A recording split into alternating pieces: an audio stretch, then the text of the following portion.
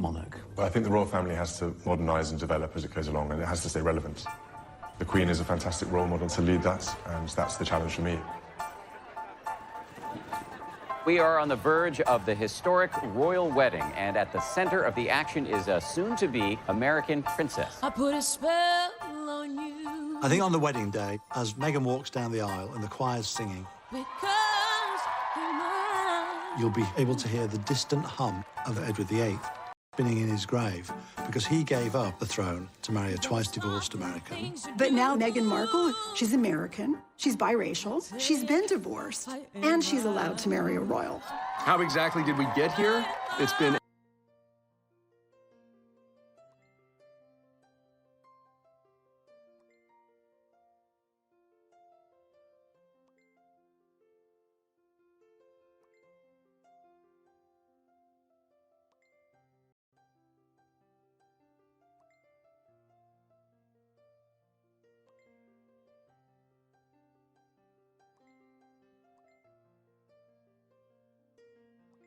here. It's going to be a very difficult juggling act. Maybe things have moved slowly in the past, but they're certainly not moving slowly now.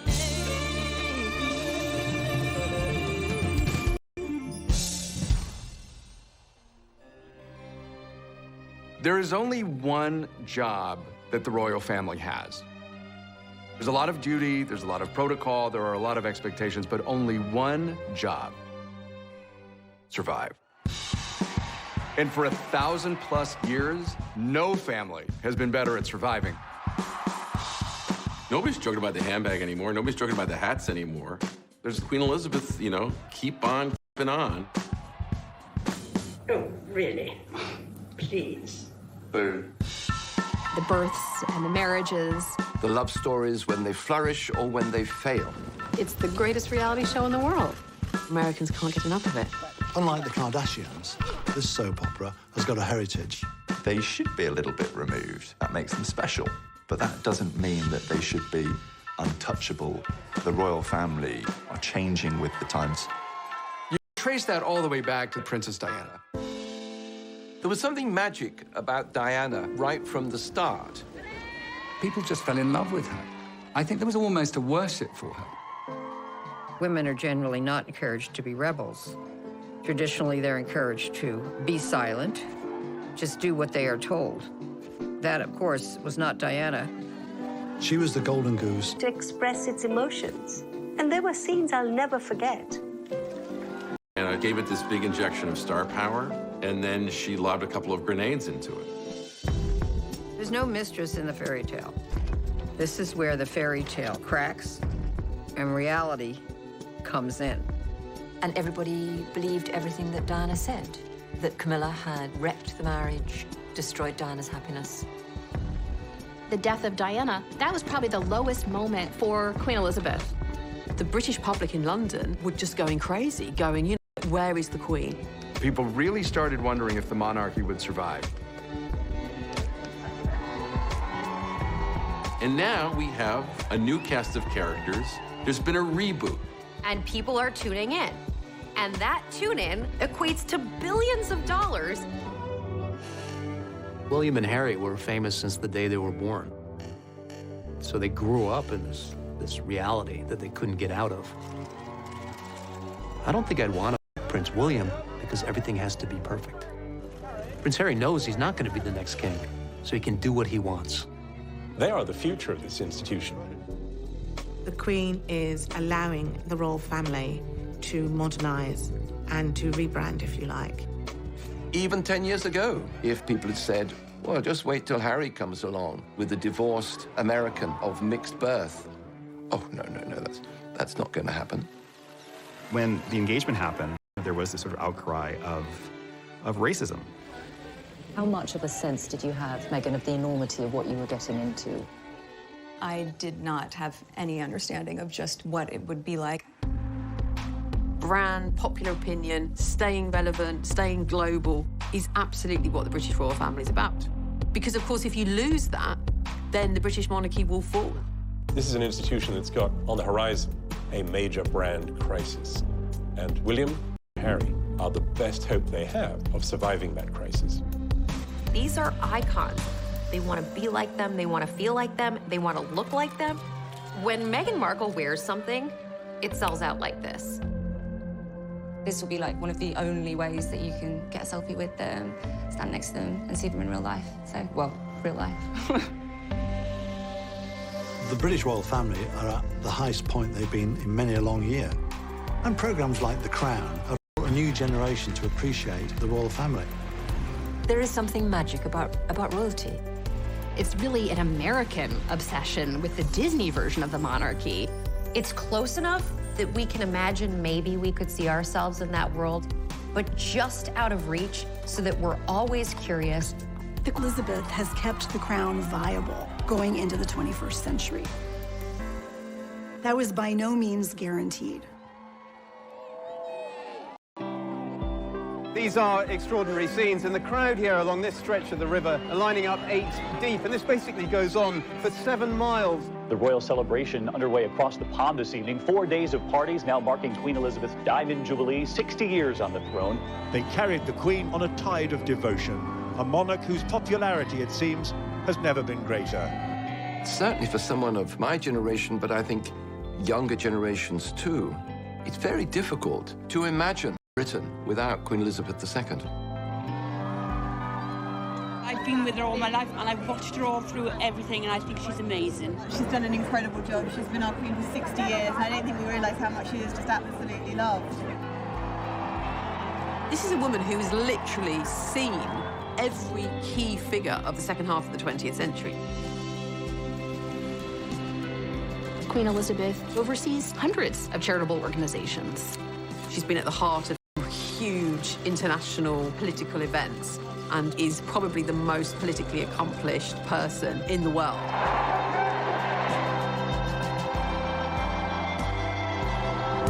The Queen, though, wasn't supposed to be Queen. She was Queen because her uncle, Edward VIII, had abdicated. Edward VIII was the eldest son of George V. He was meant to be the king following his father's death in 1936. He was quite good-looking, dashing, a rather popular figure, Edward. He was at the center of American and British socialites. He was the heart of the party. He was incredibly popular, very charismatic, but he was weak. His own courtiers were struck at how emotionally underdeveloped he was. Then along comes this extremely chic, ambitious woman. Wallis Simpson was a twice-divorced American from Baltimore. Very practical person, quite tough. By all accounts, was something of a social climber and was very interested in making the acquaintance of Edward. There's a lot of really interesting speculation about the kind of psychosexual hold that she had on him. And because she was domineering, she filled some need that he had to be mothered. Everything had been kept under wraps. The British public didn't know too much. The monarchy had a tacit agreement between the British press that intimate details of a monarch's life. People were fascinated by him. And she, in her own right, had her own luggage. So people were fascinated by her and how she managed to bag the greatest bachelor in the world.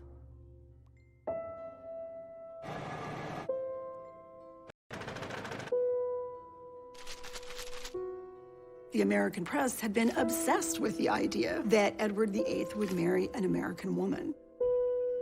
William Randolph Hearst did not like the British monarchy. He really made it a practice to encourage his reporters and photographers to seek out the private lives of the royal family. One of the photographs that drew attention was a photograph of her touching his arm. Ordinary people do not touch the monarch. That kind of intimate gesture indicated that there was an intimate relationship. A cruise he took in 1936 along the Mediterranean coast with Mrs. Simpson. They took photographs in his bathing suit. You could see his chest. I mean, he was half naked in these photographs. The public had never seen its monarch in a photograph in anything less than an utterly dignified manner. Edward VIII was one of the first victims of the paparazzi. It was becoming increasingly impossible to keep this secret from the British public. What was it? Hark the herald angels sing, Wallis Simpson's pinched our king, or something. An American divorcee was going to marry the King of England. This was the scandal of the century. It was the divorce bit that people objected to, not her. There was a real taboo about divorce. And so Edward had to choose the woman he loved or his country.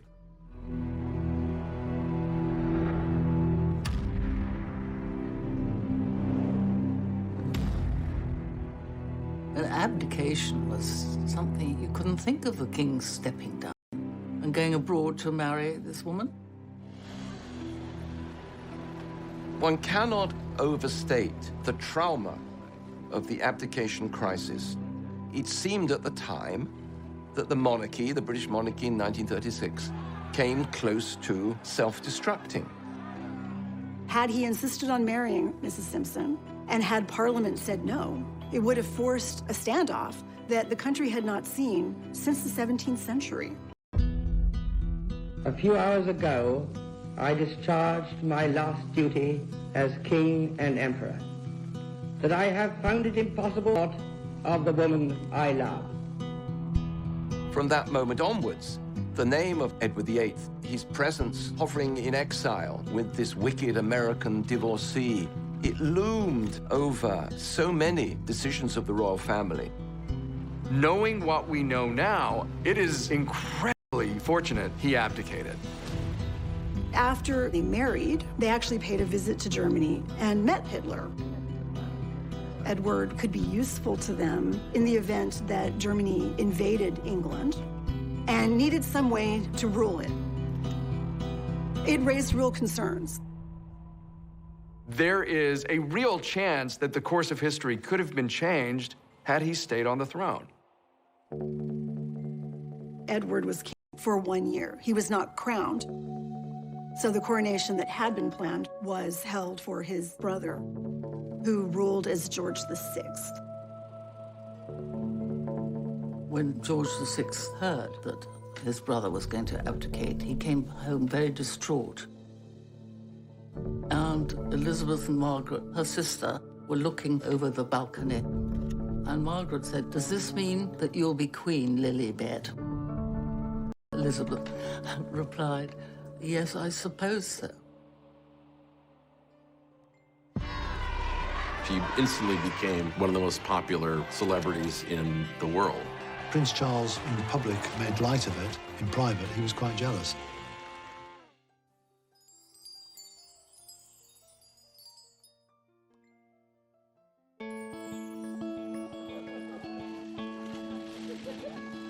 I wonder whether George has in any sense started realizing who he is and what one day he will become.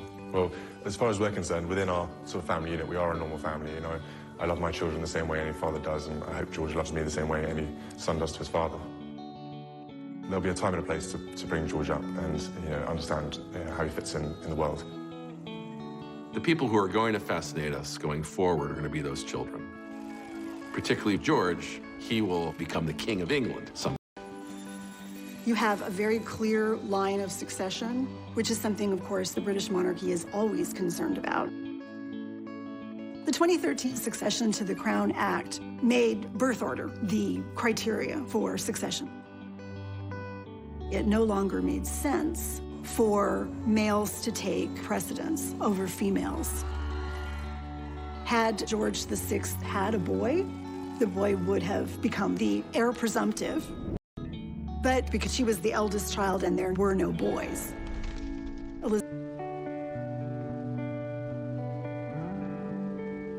For the first 10 years of Elizabeth's life, she wasn't expected to be queen. She had a very tight bond with her parents and her sister Margaret. Her father spoke of them as us four. They were this enormously close and affectionate family unit. Elizabeth's father, George VI, was himself a very dutiful king. George VI and Queen Elizabeth were incredibly loved by the British public, largely because of the way they behaved during the Second World War. They refused to leave the country when the country was being bombed. The Queen was outspoken. She said, "The king will not leave, and if the king will not leave, I will not leave, and if I will not leave, children will not leave." They really became a symbol of that stiff upper lip, of that British resolve. They did live on rations, they dug for victory, they knitted comforts for the troops, and they did the radio broadcast to try and cheer other children along. We children at home are trying to bear our own share of the danger and sadness of war. Come on, Margaret. Good night, children. Good night, and good luck to you all.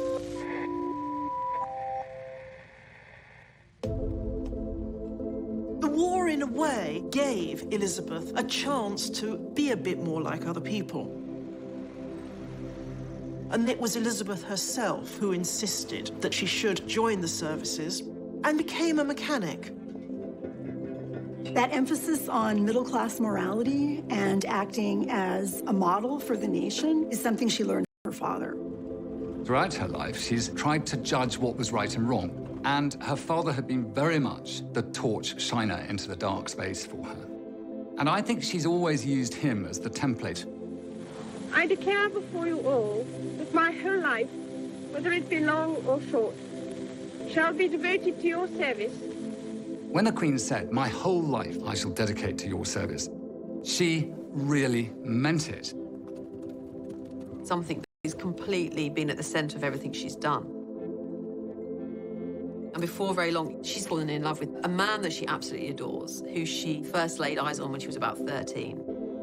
This very attractive naval officer, Prince Philip. She had this really wonderful complexion, startlingly pretty. It has been announced officially from Buckingham Palace that Her Royal Highness, the Princess Elizabeth, Duchess of Edinburgh, was safely delivered of a prince at 9. The future was opening up. Certainly, Elizabeth did not expect to become monarch for a long time.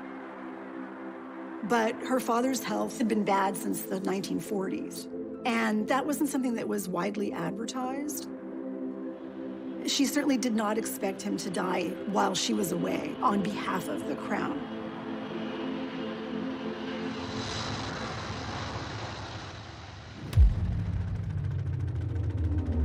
This is London. It is with the greatest sorrow that we make the following announcement. At 10:45 today, February the 6th, 1952, the King passed peacefully away in his sleep.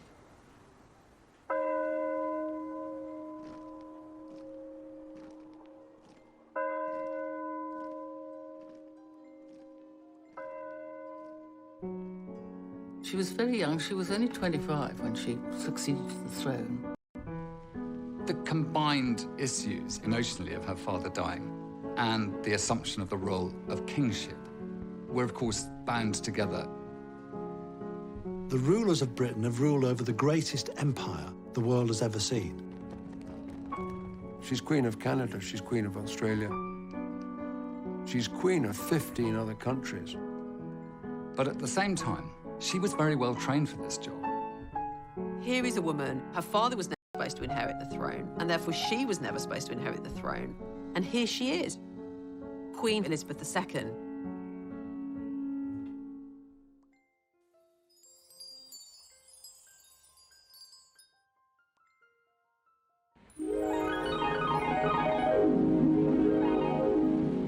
See the USA in your Chevrolet. America's the greatest land of all.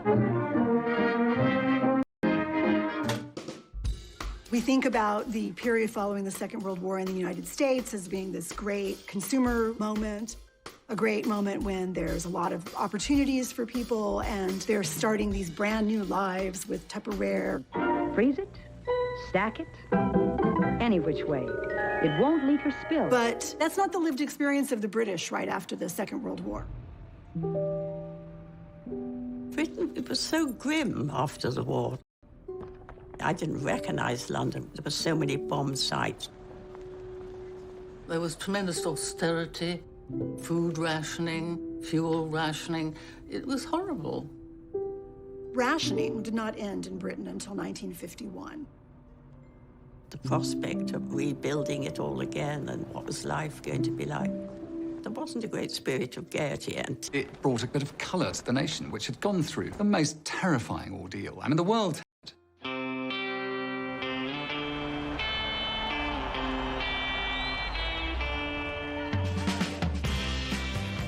Beautiful young queen, handsome prince. It was a whole new era. Here is the news. Mount Everest has been conquered by members of the British expedition.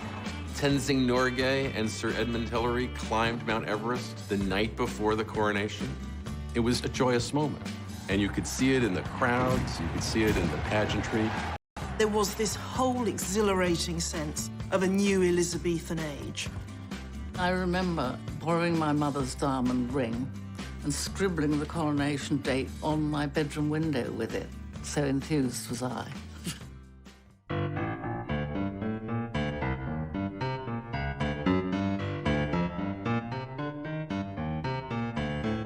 Coronation happens once a reign, and as a royal ceremony, it does give you a sense of where monarchy is, where the state is, and where the people are at that time. All British institutions that have survived are the ones that have constantly reinvented themselves.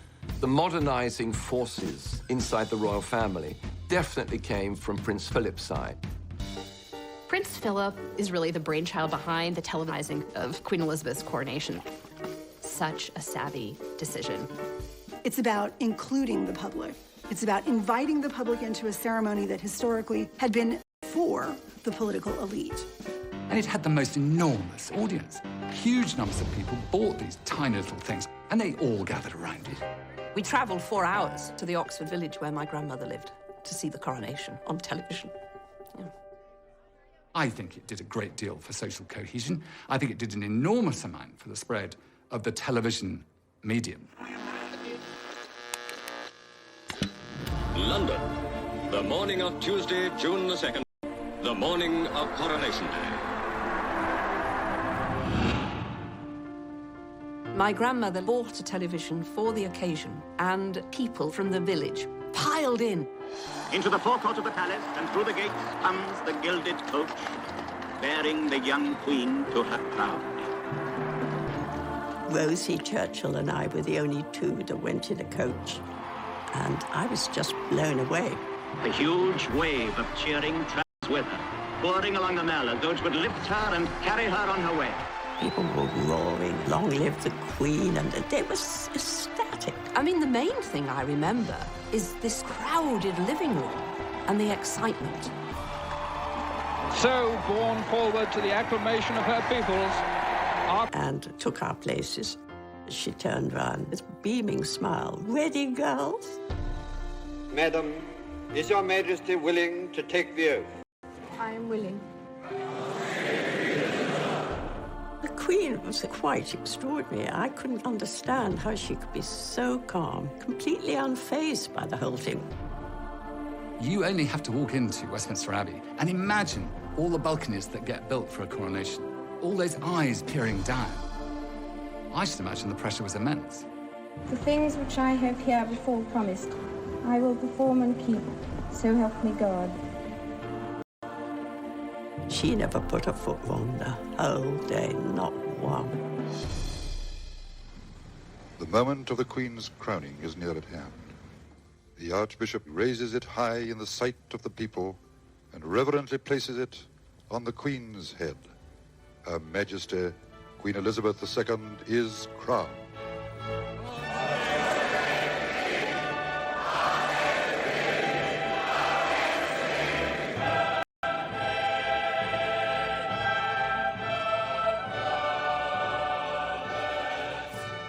She looked very happy when we left the Abbey. I think when it was all over, she was very serious all the way through. As this day draws to its close, I know that my abiding memory of it will be the inspiration of your loyalty and affection. I'll never forget it, never. It was the greatest day of my life.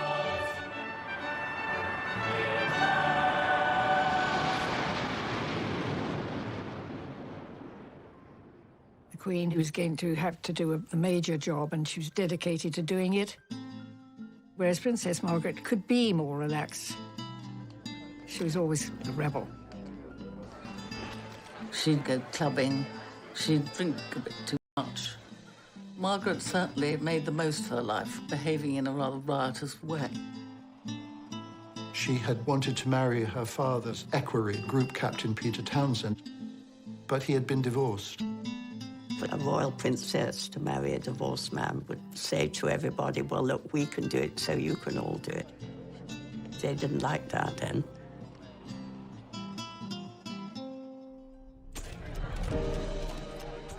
People in Britain were very pro it. The Queen wanted her sister to be happy, but she could see that there were difficulties.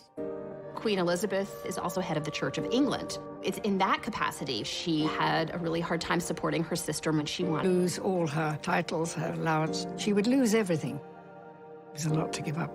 So I think she sat back and decided not to. Princess Margaret's life was in many ways shattered by her love for a divorcee. There was this echo of the abdication. You know, you have to wonder, are love and royalty really compatible?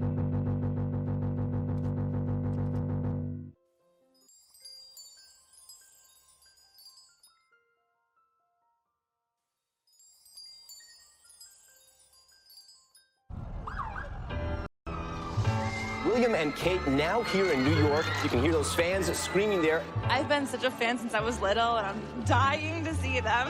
What is it that you like so much about William and Kate? Absolutely everything. We're so excited. Yeah, we're so excited. I can't wait to see them. The rollout of the royal red carpet for Prince William and a glowing Kate Middleton. I think they've been a nice, refreshing, regal addition to the city this week. All bets were today when the Duke and Duchess of Cambridge arrived in the city for their first official visit. Prince William took a detour to meet political royalty at the White House. The couple courtside at the Brooklyn Nets basketball game Monday, getting a glimpse of American royalty. King James, Jay-Z, and Queen Bee. These days, we think of America as almost belonging, as having more in common with the younger royals. But back when Elizabeth was a younger woman, she absolutely seemed to love that exciting, freer vibe she felt there. And America was very open to her. No one does a wedding like the Brits, but nobody does a parade like New York.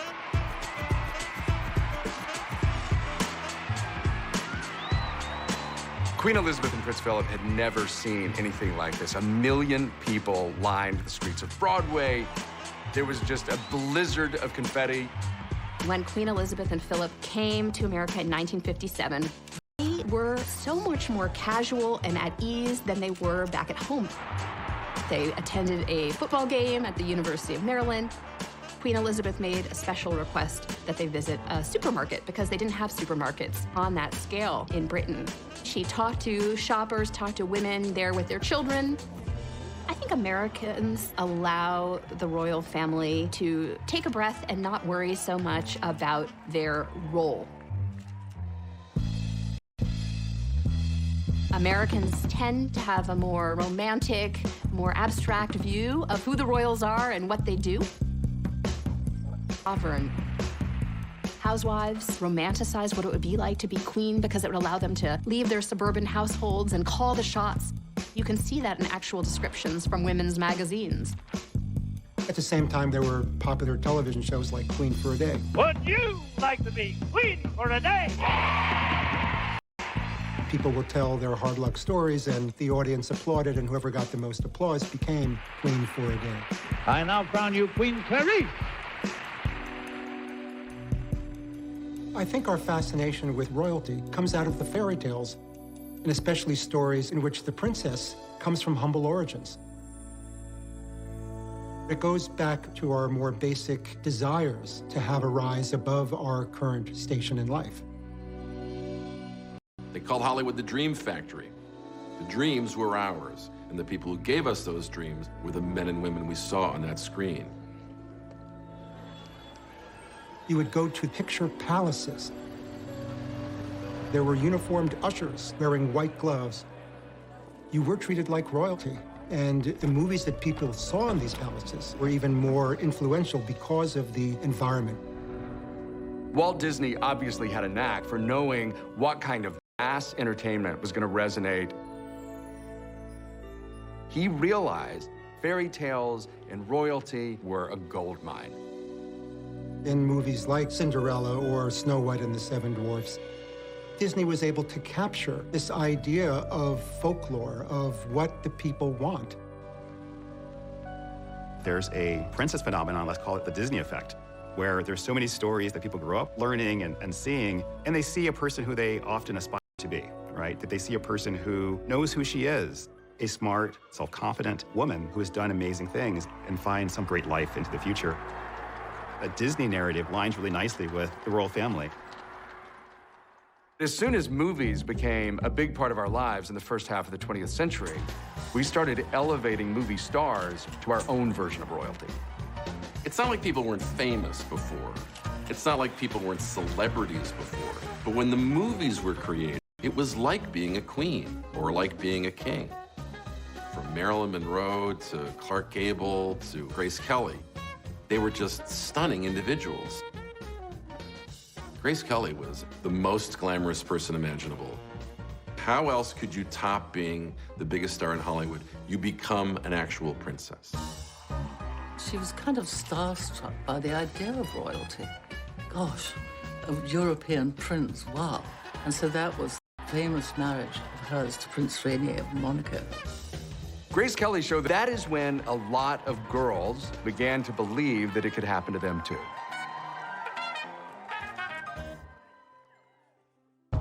Old-fashioned, elitist, and out of touch. He dared to actually criticize the Queen herself. I don't retract that for 1 minute. Because you see, I'm now being attacked for having attacked the Queen.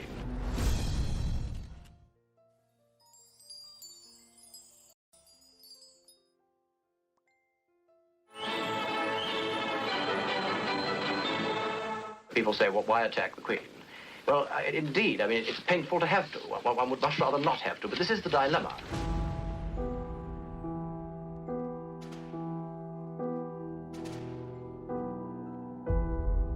In her early years, the Queen did have some difficulty with the public relations aspect of her role.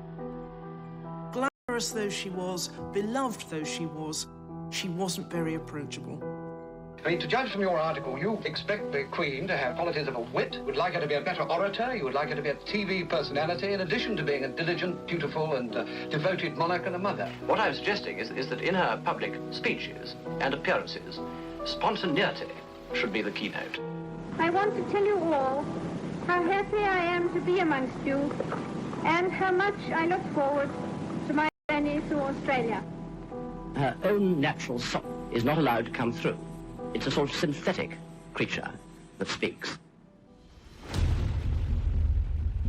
Lord Altrincham, John Grigg, was a journalist who in 1957 critiqued the Queen for being very old-fashioned and elitist and out of touch. He dared to actually criticize the Queen herself.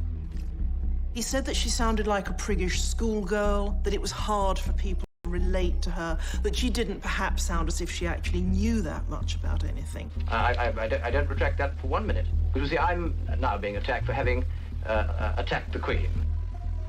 He was even physically attacked by a member of the League of Empire Loyalists, who said of the fine that he was charged when he was convicted that it was the best investment he ever made. What made it worse was there was actually a germ of truth to this. The Queen was this shy young woman. She's the public face of the monarchy and she's a private person.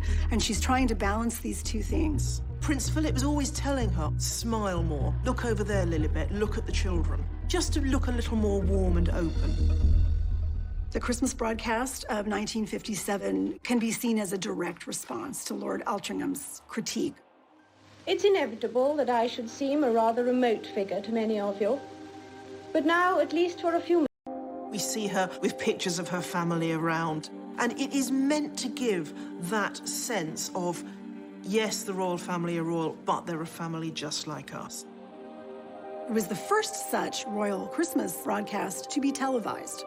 She quite self-consciously spoke to the very concerns and criticisms that he had raised about the monarchy being out of touch.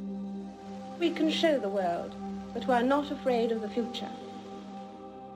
It's really difficult for anyone to maintain mass popularity. The public is fickle, the public is sometimes unforgiving. You have to be willing and able to adapt with the times, especially when there's a social revolution in the air. Everyone is voting for Jackie. The cool music of the time was not rock and roll, it was Frank Sinatra. And Frank Sinatra was recording campaign songs for JFK. Instantly, the presidency was covered with glamour. The torch has been passed to a new generation of Americans born in this century. John F. Kennedy, in a way, was a royal for the American people, but he was also a relatable man. They symbolized a kind of common touch. People really believed that he got them and that he wanted the best for them. And at 43, the youngest president that we've ever had, some argue that he was maybe one of the most good-looking. I was a bit keen on JFK, as girls my age certainly were. And there was Jackie glittering beside him, not upstaged by him. America's Queen, as Frank Sinatra called her. A real international star. I am the man who accompanied Jacqueline Kennedy to Paris, and I've enjoyed it.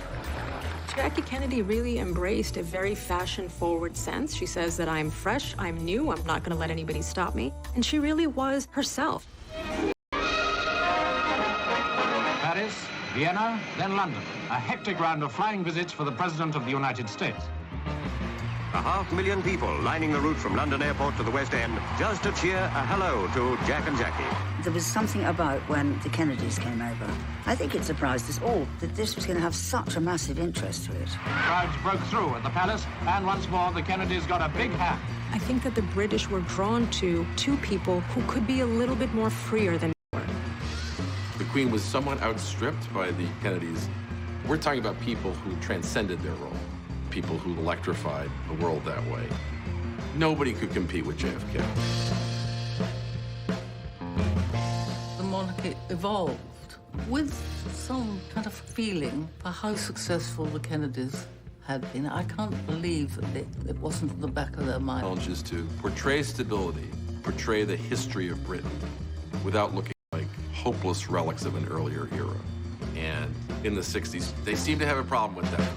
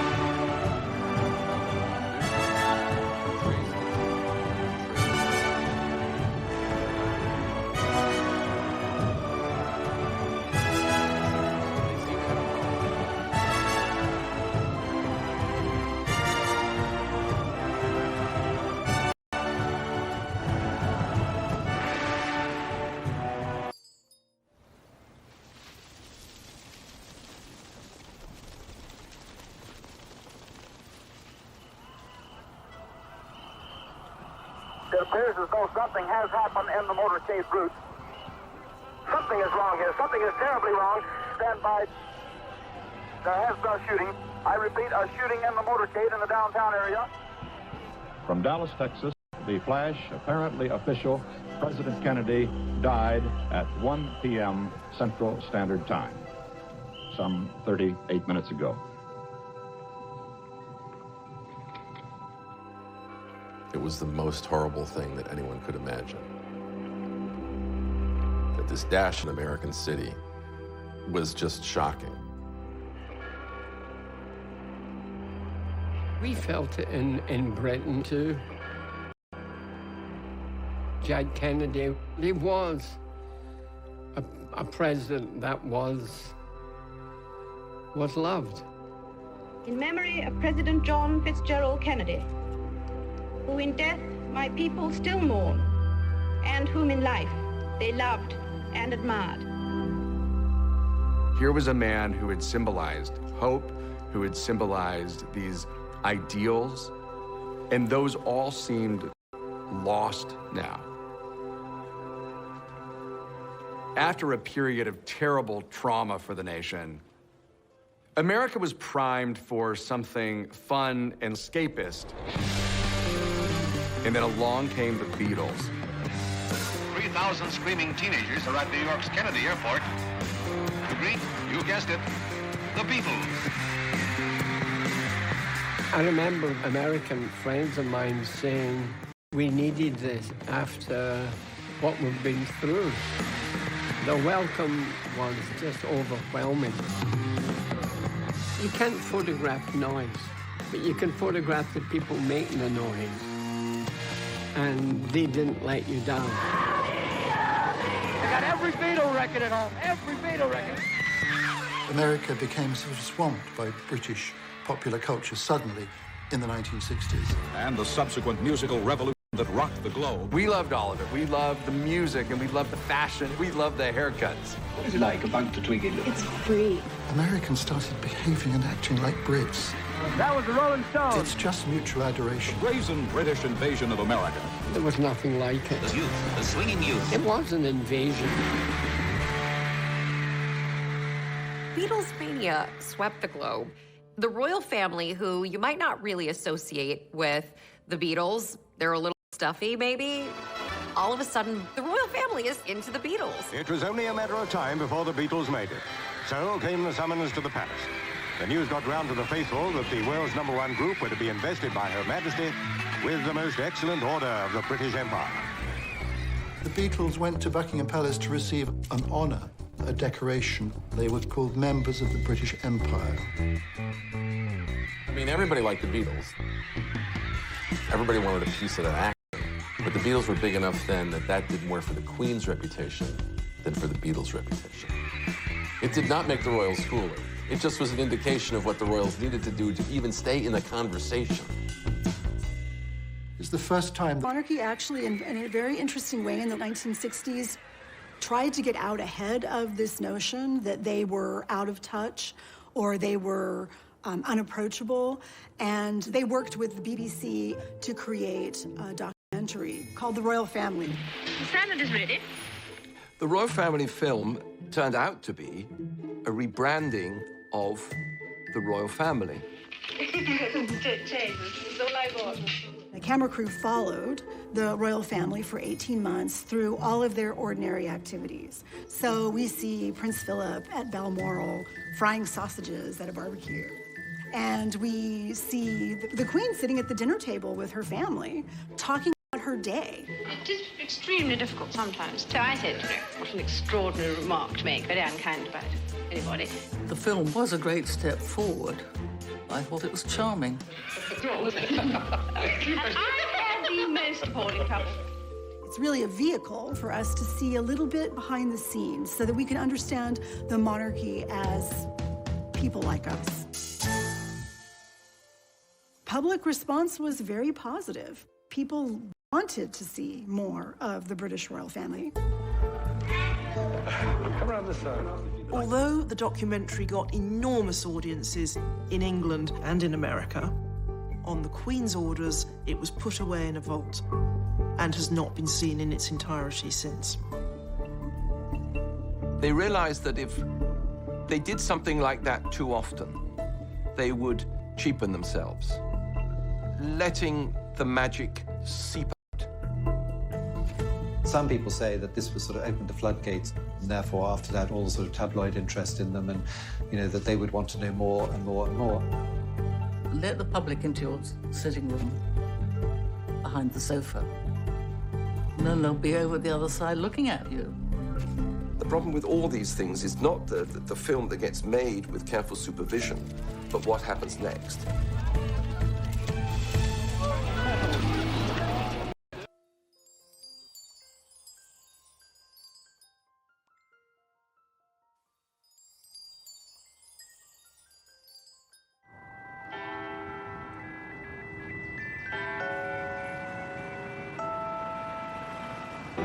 Exciting breaking news from Kensington Palace this morning. Alarm bells are ringing. We've been on royal baby watch for a few days now. It's happening. Kate Middleton, the Duchess of Cambridge, has been admitted to a London hospital. It's one of the most famous hospital tours probably in the world.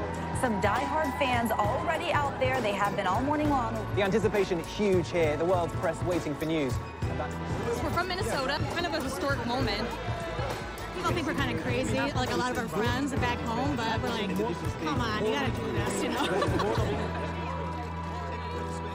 We are just getting news now saying the Duchess of Cambridge has delivered a son. The British royal family has a new member, a prince. So now we're waiting to see if the royal couple comes out soon to greet all those fans. All eyes trained on those brown doors, ready and waiting. So we've noticed an awful lot of activity out here just in the past few minutes, so we may see the new arrival fairly soon.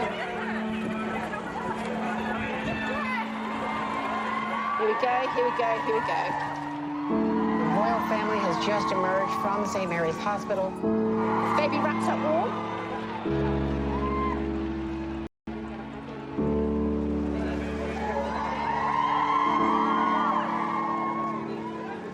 We screamed. Everyone was screaming, trying to get the pictures and videos. Like, if you can see, it's not just one type of person here, it's everyone coming together. From all different countries. Congratulations! So we're looking at about 70, 80 years of the baby. So why not say, oh, where were you when the baby was born? I was right in the hospital. That's the feeling you can never buy. Princess Catherine has had a little boy. He weighs 8 pounds and 7 ounces, and we're all very happy. It's the moment so many royal watchers have been waiting for. According to tradition, the birth announcement was also posted on a bulletin board outside Buckingham Palace. As outside the palace, all-night crowds are rewarded by the bulletin announcing that Princess Elizabeth was safely delivered of a prince and that Her Royal Highness and her son are both doing well. One of the great features of the royal brand is that it's cyclical. The royal family is not only a lifelong reality show, it's a centuries-long reality show.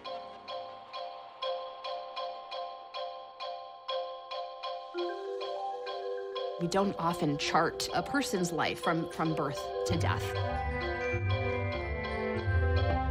But with the advent of technologies, whether it was photography in the 19th century or television in the 20th, we have been able to follow members of the royal family at every step. Whether it's birth or the first days at kindergarten, this allows us to be invested in these individuals. A heavy program of official engagements prevents the Princess and the Duke from seeing their son as often as they wish. It is only on occasions like this that they can enjoy the happiness of parenthood. Charles, it was his misfortune to need that she give herself to her people. For 6 months, Buckingham Palace has been a palace without a sovereign. The Queen has travelled round the world. She reigns not just at Buckingham Palace, but in the 4 corners of the earth.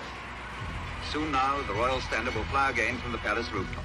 And we at home will say, welcome the Queen. He had quite a difficult childhood. His parents were very distant, not just physically, but emotionally as well. Everybody in those early years remarked on how stilted and formal the Queen was.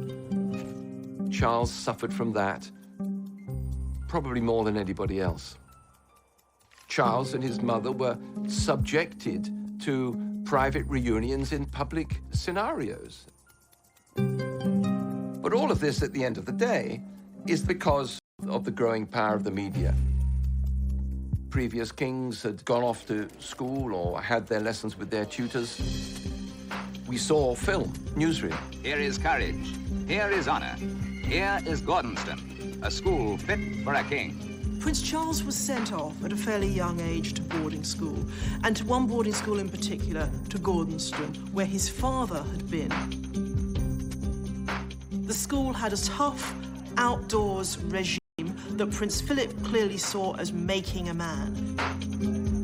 He had a difficult relationship with his father, who frankly was puzzled by this son of his who was so sensitive.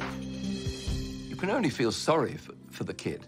Scrutinized whenever he appeared in public, scrutinized in private. And then this develops with his love life.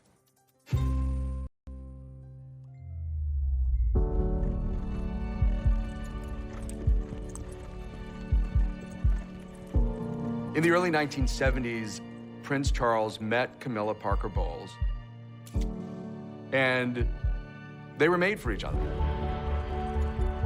There was a huge bond between Charles and Camilla from the start.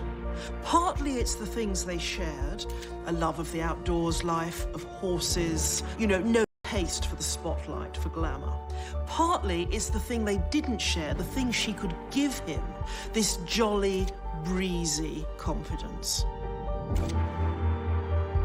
Camilla was not an aristocrat, and she had had previous boyfriends. She had a boyfriend when she met Charles. A woman of experience and knowledge was not an appropriate partner for the future King of England. He went off into the Navy, he went off to the Caribbean, and shortly after, Camilla wrote him a letter telling him that she was going to marry Andrew Parker Bowles. Charles was absolutely devastated. There was a lot of pressure to find a bride.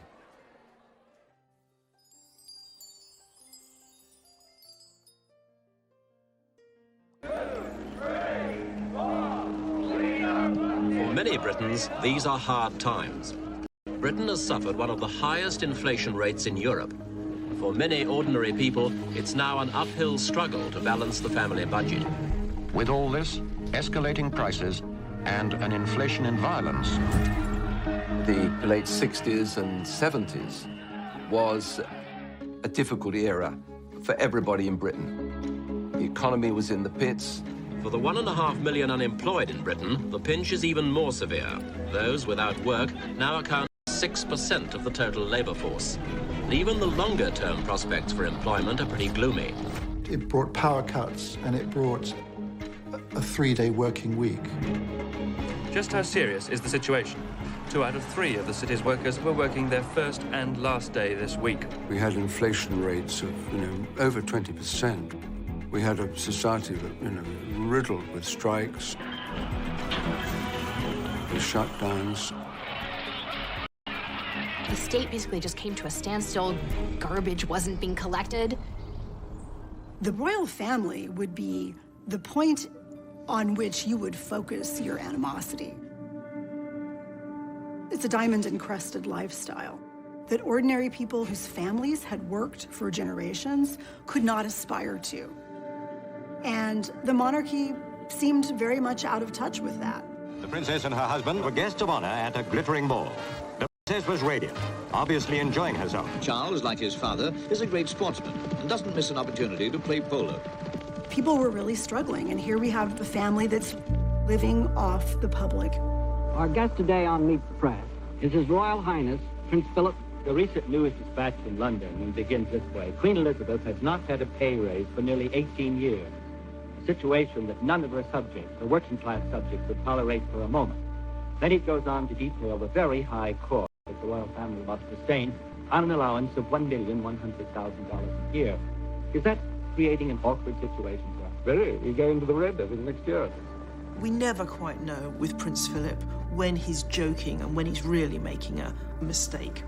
Well, you've had to close down certain large houses, haven't you? No, not altogether. We've closed down what we're interested. We had a small... He said that, goodness, yes, he might have to give up polo.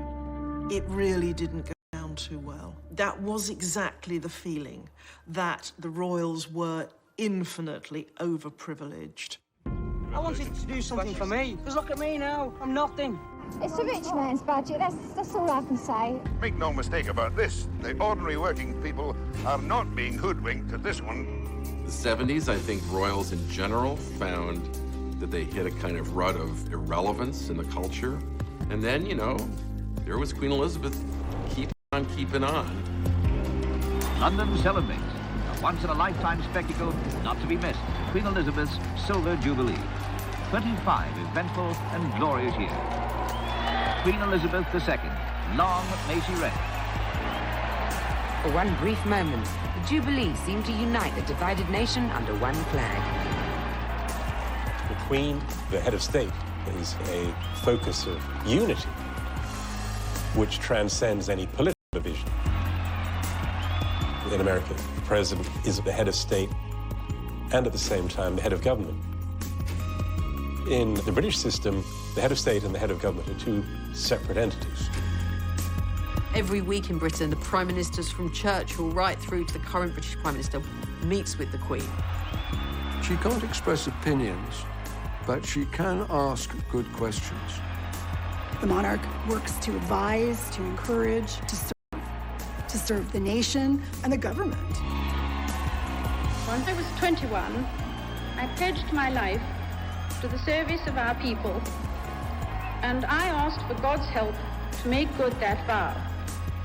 I do not regret nor retract one word of it.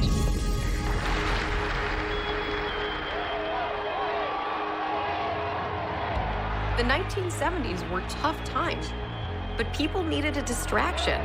And this Jubilee was just what they needed.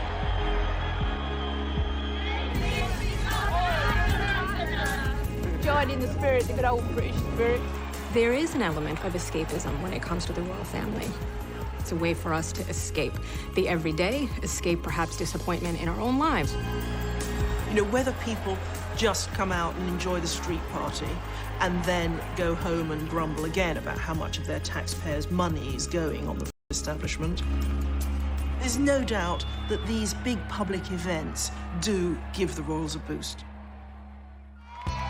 This royal wedding is really about the happy ending and perhaps a new beginning.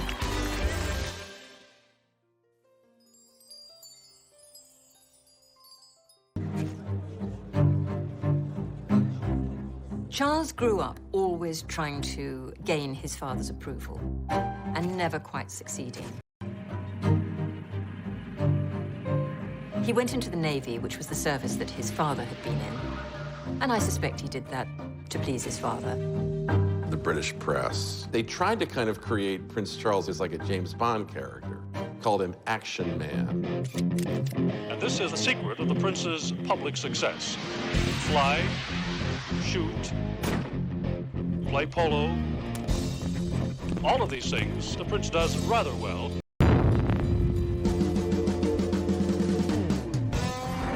Gunnery practice is all part of the schedule.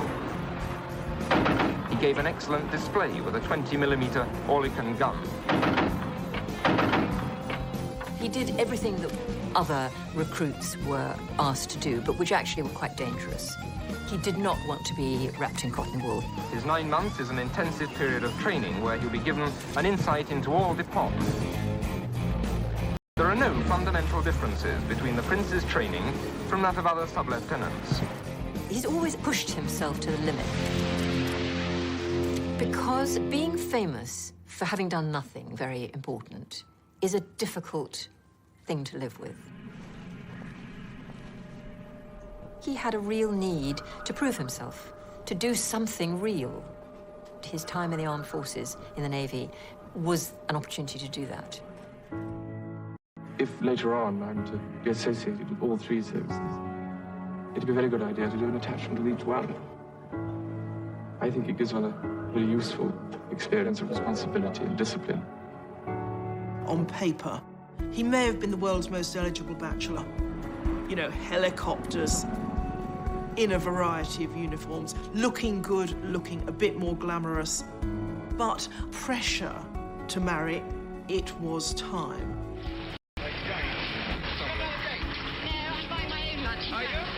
There was this kind of hysteria in the mass media to push Prince Charles down the aisle because he'd said that 30 was a good age to marry, and by the time he got to 32, everybody was saying, well, come on then. He's getting on a bit, isn't it? About the time we got married. I think he should get engaged because he's getting older. People have been waiting for a long time to see who Prince Charles was going to choose as his spouse. Anytime anyone was photographed within 5 feet of him, they were the new princess. There were questions. The kind of dirt the press were looking to dish on any of Prince Charles's girlfriends was things like whether they had a past, whether they'd had boyfriends. Extra element that the future Queen of England was expected to be a virgin. And of course, the trouble is that that was terribly out of touch. The days when any bride was supposed to be a virgin had long gone. It made it a very difficult, tense situation for him. Sarah, you know, Lady Diana Spencer's older sister, was widely tipped as being a possible bride. It was when he was dating Sarah Spencer that he actually re-met, or you could almost say met, Diana Spencer. When he finally met Diana, she seemed the perfect bride for him. She was aristocratic, she was a virgin, she was a member of the Church of England. She was young. There were no skeletons in the cupboard. There was no fear of, you know, ex-boyfriends coming out of the closet. This shy, somewhat ordinary young woman who teaches kindergartners, and she's thrust into the limelight. Lady Diana was back at the Pimlico kindergarten where she teaches this morning, but polite as ever, she was saying nothing about her weekend with Prince Charles to the assembled press corps. Don't comment all that. Did you have a good weekend, though? It's work now, okay?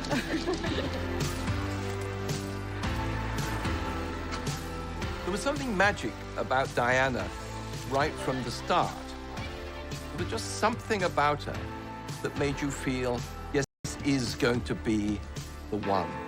Is there any possibility of any announcements of your marriage in the near future? Can you tell me? Can you tell me if there's any possibility? I'm not going to say anything. Right, but Prince Charles did give us a hint himself. He said we wouldn't have to wait too long. The public had this view of Diana that she was a fairy tale princess. It was almost that she was rags to riches and she was a girl like us, plucked from a normal life. Reality actually was very different. Diana was probably more aristocratic than Prince Charles. She came from a very old English family. She grew up in a stately home, filled with staff and beautiful works of art. However, the public loved her, and they loved the whole idea of happy ever after. It wasn't clear at all that Charles was going to propose to Lady Diana. And of course, his reluctance shows the doubts he had. Doubts we now know were all too saying he either had to actually ask her to marry him or he should back off and leave her alone. Because to keep her hanging on is awful for her and it's going to damage her reputation. Charles misinterpreted this, thought he was being told he must marry Diana. From Buckingham Palace came the news that the whole world had been waiting for. Lady Diana Spencer is soon to become Her Royal Highness, the Princess of Wales. Wonderful. Perfect. Oh, thank goodness. I think it's really great. One can only speculate whether Prince Charles's decision to marry her was entirely his own. One has to wonder whether duty and sense of obligation weren't playing their role as well. On the public side of the palace, the crowd watched intently as the interview appeared on ITN News. It was exciting when he chose, And it was exciting who he chose, because it was Diana, and everybody was excited about her. It was a really big deal. She was this breath of fresh air. She just looked and felt like someone you knew in real life.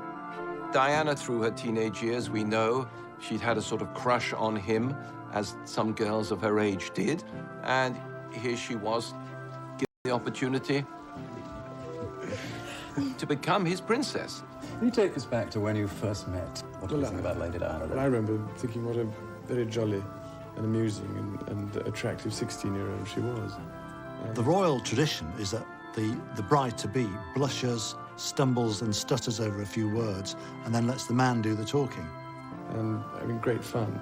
And Diana, she remained silent. And I don't know what you thought. Pretty amazing.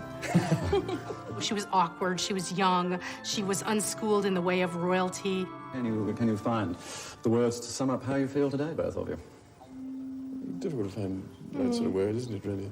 Just delighted and happy. And then the famous quote. And I suppose in love. Of course. Whatever in love means. Whatever in love means. This was not exactly a ringing endorsement. I mean, what sort of person says that to their partner, let alone to the world as a whole? At the time, it was like, oh, he's so befuddled with love, he doesn't even know what to say. It was not seen as being the run moment that would later be seen as. Diana came into the royal family as a vulnerable 19-year-old, if they're not handled properly. 19-year-old. I don't think I'd want Prince William because everything has to be perfect. Prince Harry knows he's not going to be the next king, so he can do what he wants. They are the future of this institution. The Queen is allowing the royal family to modernize and to rebrand, if you like. Even 10 years ago, if people had said, well, just wait till Harry comes along with the divorced American of mixed birth. Oh, no, that's not going to happen. When the engagement happened, there was this sort of outcry of racism. How much of a sense did you have, Meghan, of the enormity of what you were getting into? I did not have any understanding of just what it would be like. Brand, popular opinion, staying relevant, staying global is absolutely what the British royal family is about. Because, of course, if you lose that, then the British monarchy will fall. This is an institution that's got on the horizon a major brand crisis. And William and Harry are the best hope they have of surviving that crisis. These are icons. They want to be like them, they want to feel like them, they want to look like them. When Meghan Markle wears something, it sells out like this. This will be like one of the only ways that you can get a selfie with them, stand next to them and see them in real life. So, well, real life. The British